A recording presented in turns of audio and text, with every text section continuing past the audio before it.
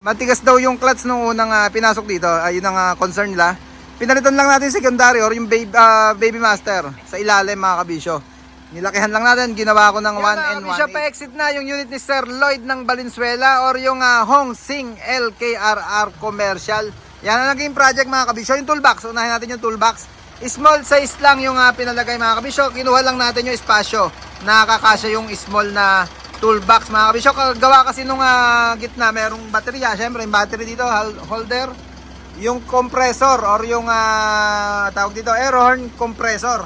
Nandyan, pinagkasya na lang natin lahat. Balik tayo sa harapan, yung bull bar.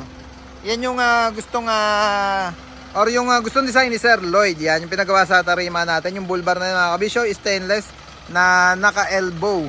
Yan, yung backlight, Denso 2 tones. Air horn. Sir, papindot nga no, air horn natin. Yan, yung dual trumpet yung ginamit natin dyan. Door visor or rain visor mga kabisyo, chrome. Magkabila syempre yan, ayan sa driver side. Ito yung sa passenger side.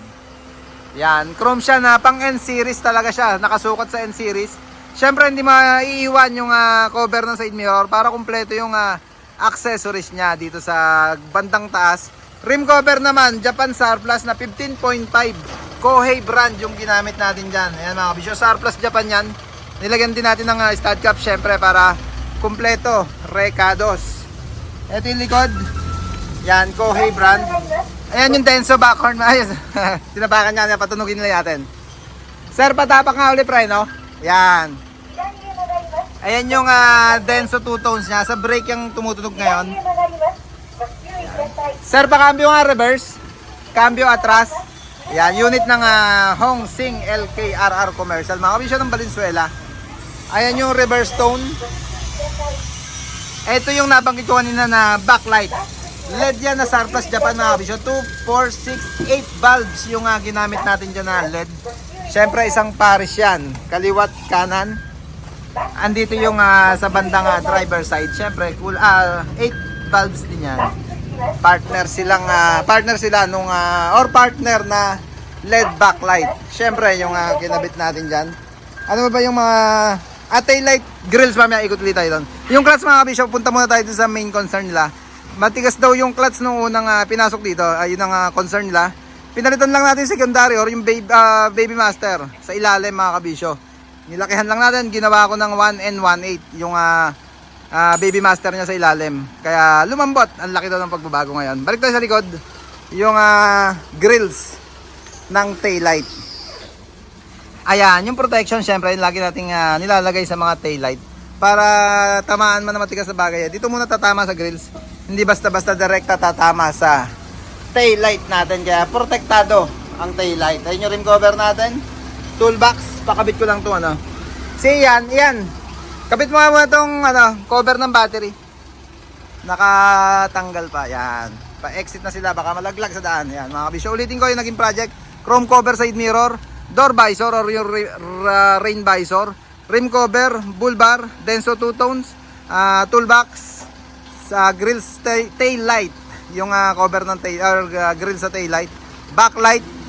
Ano ba hindi ko nabanggit. Yung clutch. Yung baby master nga pala. Yung naglaki tayo ng baby master mga kabisyo. Ang ganda. Kung matatigas din yung clutch ng unit nyo, try nyo rin, baka sakaling gumana yung diskarte natin na yun. Makatipid lang ng bagay para hindi na kagad hindi muna ka-clutch booster kasi medyo mahal din yung Japan Surplus na clutch booster. Matching muna tayo, minatch muna natin yung clutch master o yung baby master mga kabisyo. Pinalitan natin ng 1N18 yung repair kit, or sorry, isang buo na siya. Pakita ko nga yung sinasabi kong baby master. Ayan o. Yan, yung baby master na yan. Tinanggal na natin yung dati. Medyo maliit yung dating goma niya. O pati yung housing niya. Assembly yan. Isang buhat na yan. Na pinalitan natin bago na siya mga kabisyo. 1N18. Sir, thank you po. At syempre sticker meron na yan. Certified kabisyo. Certified mabisyo. Certified na himas sa tarimata. Unit ni Sir Lloyd ng Hongsing LKRR Commercial. Sir, pakilang unit na natin to? Pangatlo na ba to? Pangatlo na, no? Yan, certified kabisyo syempre. Pangatlong unit na pinapabihisan sa atin ni Sir Lloyd. Yan mga kabisyo, hanggang dito lang.